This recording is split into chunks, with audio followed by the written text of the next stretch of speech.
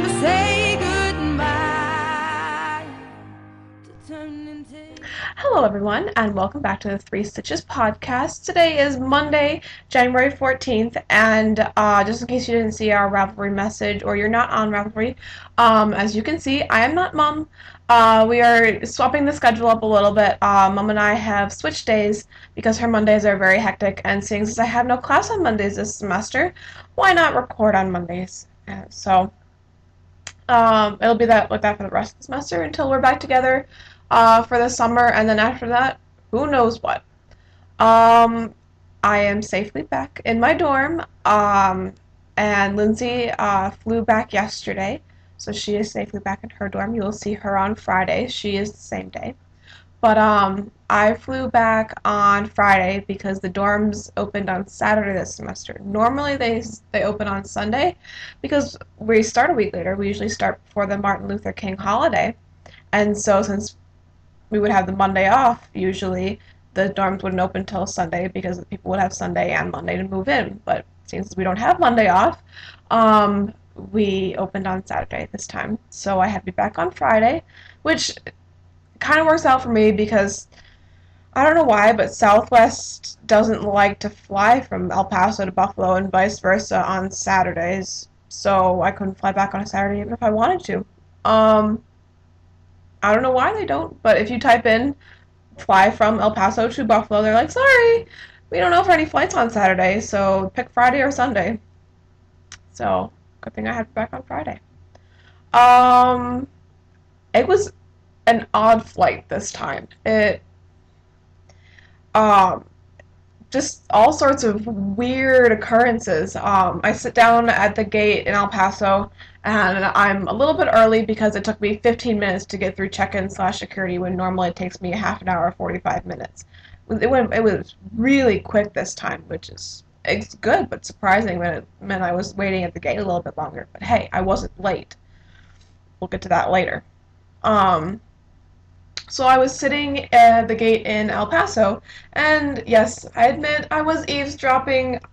I had my knitting, I had my earphone in one ear, and I can't help it. If you talk loud enough on the phone and I hear you, is it really eavesdropping? I don't know. So yes, I will admit I was eavesdropping on somebody.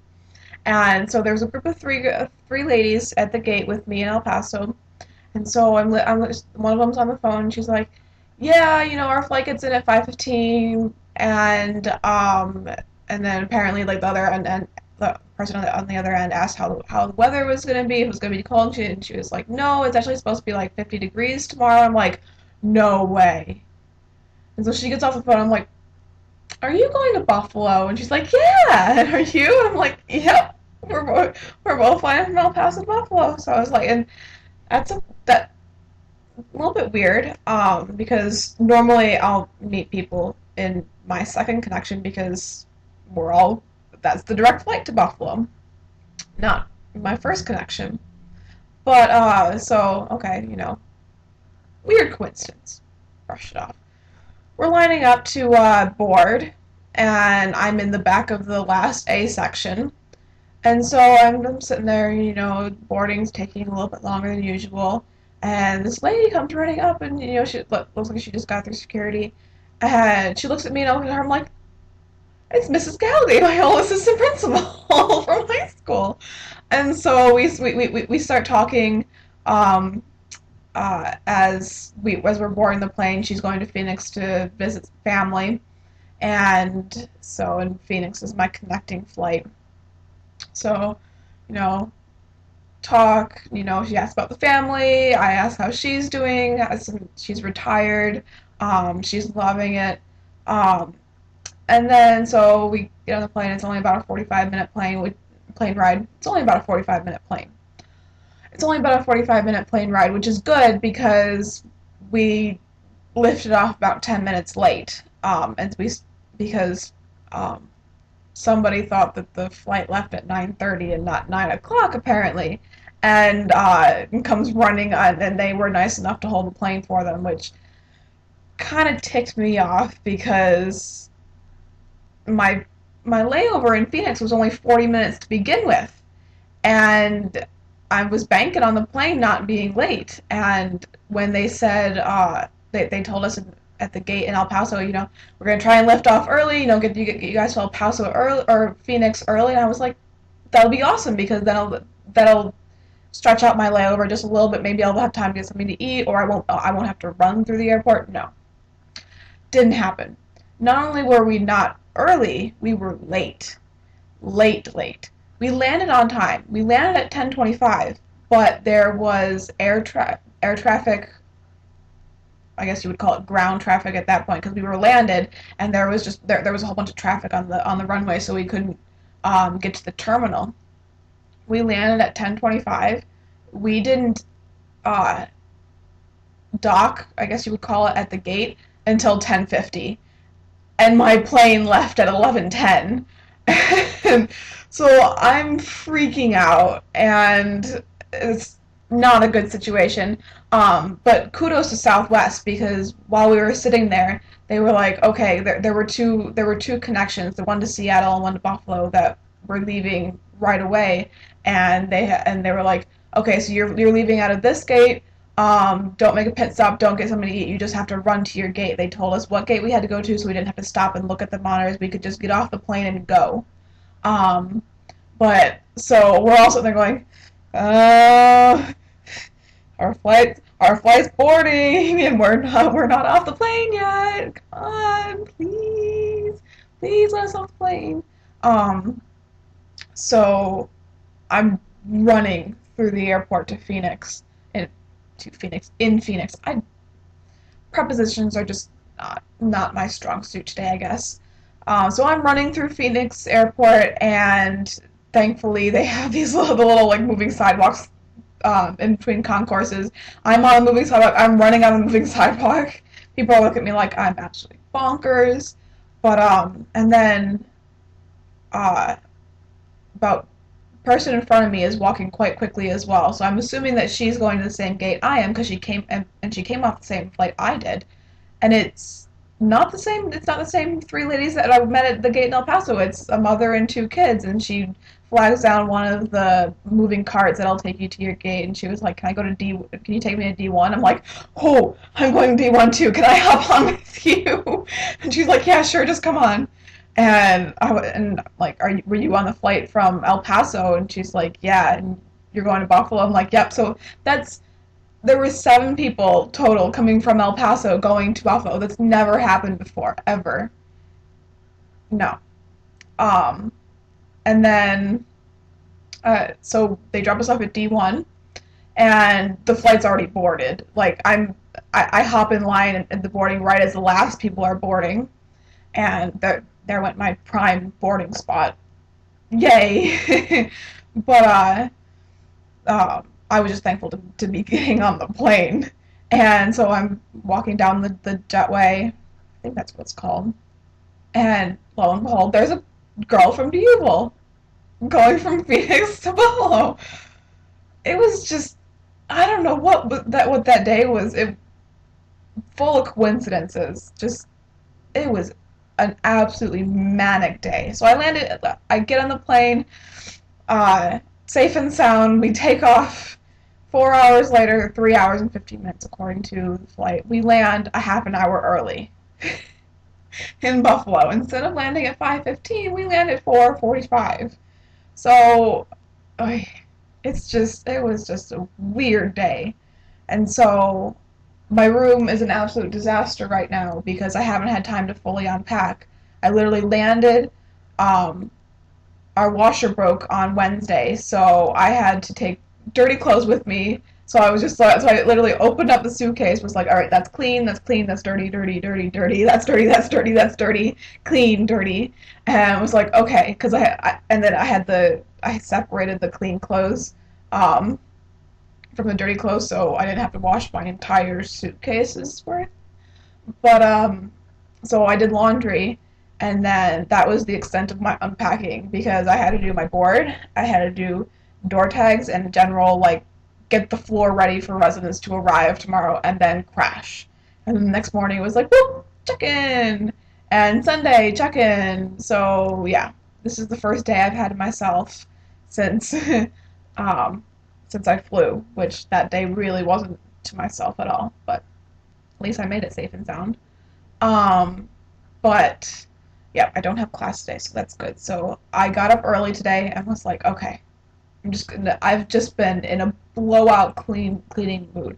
I took all my bins out. I was just like, nope, I don't need that anymore. No, I don't need that anymore. No, I don't need that more anymore. I condensed 2 bins down to 1. I've just been a cleaning freak. So you can't tell in my room right now because things haven't quite been put away yet after the clean spree. But yeah, I don't know. So I just get in these moods where it's just like I just need to clean. I just need to throw stuff away, just get rid of the clutter. I can't do it anymore. So yep, that was this morning. Um, but yeah, so I'm here. Classes for me start tomorrow, as do classes start for Lindsay tomorrow, I believe. I think we both have Mondays off. Don't quote me on that though. But yes, so everyone's very jealous that I have one more day of vacation.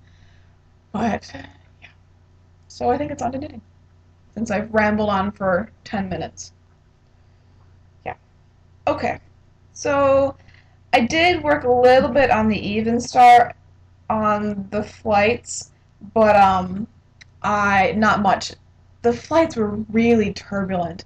Coming out of El Paso, good. It was really windy in El Paso that day because they were expect a storm system was coming in. Uh, because as soon as I left, the temperature dropped about 20 degrees. It's warmer here in Buffalo than it is at home. Not as much as it was yesterday. I mean, yesterday and Saturday, it was like 60 degrees in Buffalo in January. And well, whereas El Paso, it was in the 30s. It was basically flip flopped. And it's gone down. Today it's 31 degrees again. It's back to normal Buffalo weather, but it's 26 in El Paso, so we're still warmer. Good, but because of that storm system coming in, it was really really windy and really really rocky leaving El Paso. So, needless to say, I didn't really want to work on the Even Star because I was really nauseous. And then leaving Phoenix was also really turbulent. And then halfway through the flight in Phoenix was also turbulent. So I got about 4 rows done in that whole spiel. Yeah. But so I'm on row 7, I believe, of chart 2. So this is what it looks. So I am since our last episode went all warbly, I will give you the information again on this shawl just in case that section of me describing it didn't turn out very well. So I am doing this on size 4 needles.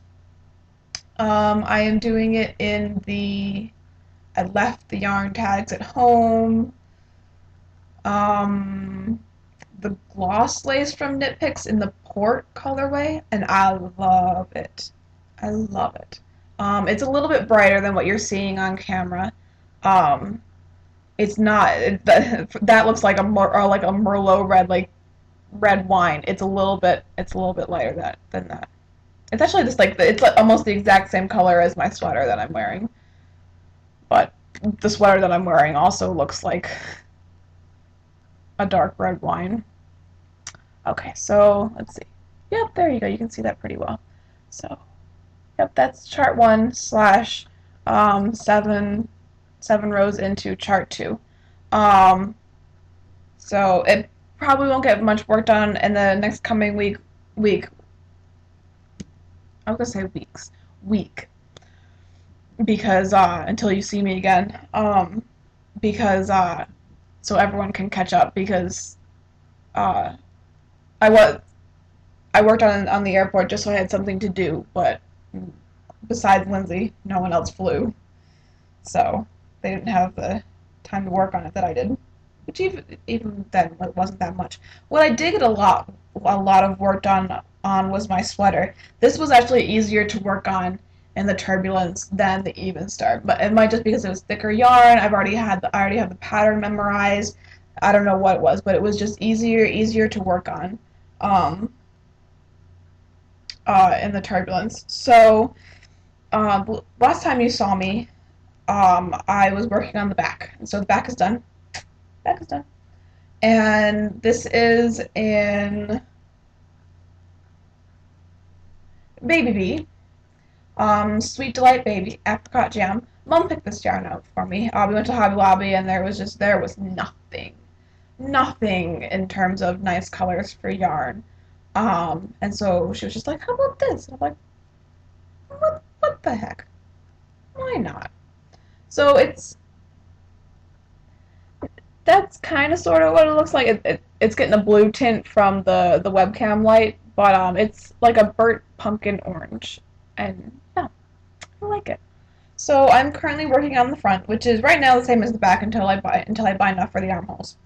But so yeah, that's what it looks like. I started the back or the front that looks like the back, on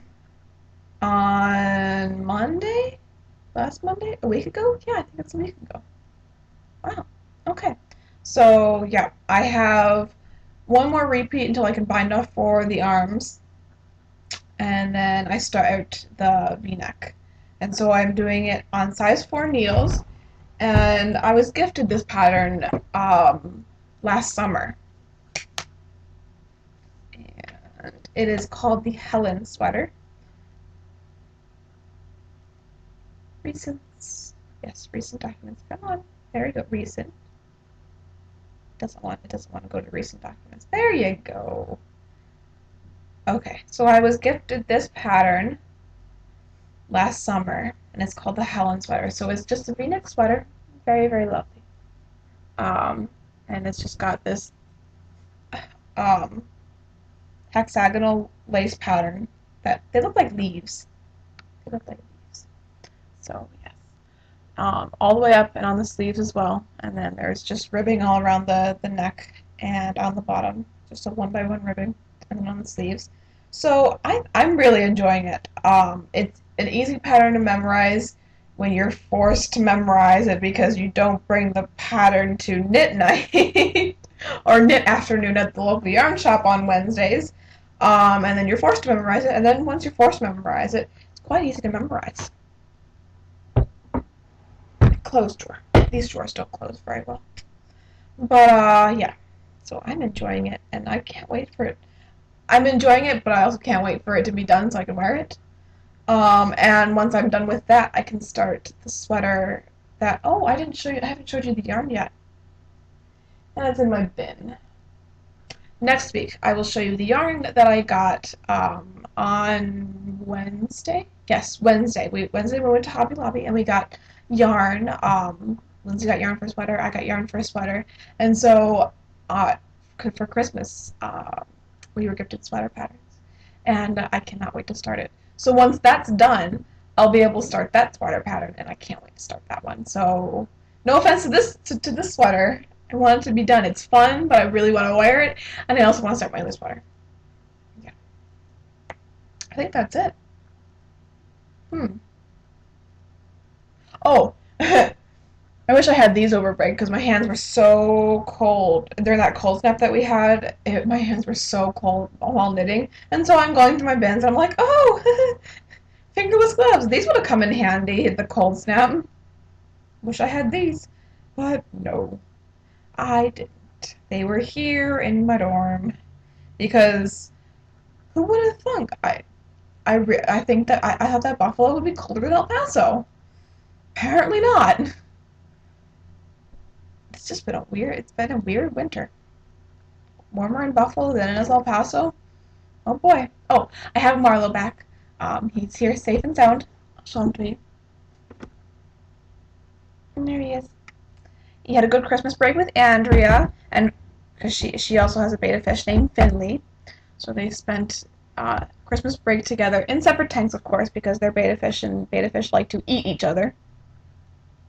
Yep. So there's Marlo. I got him back on Saturday. I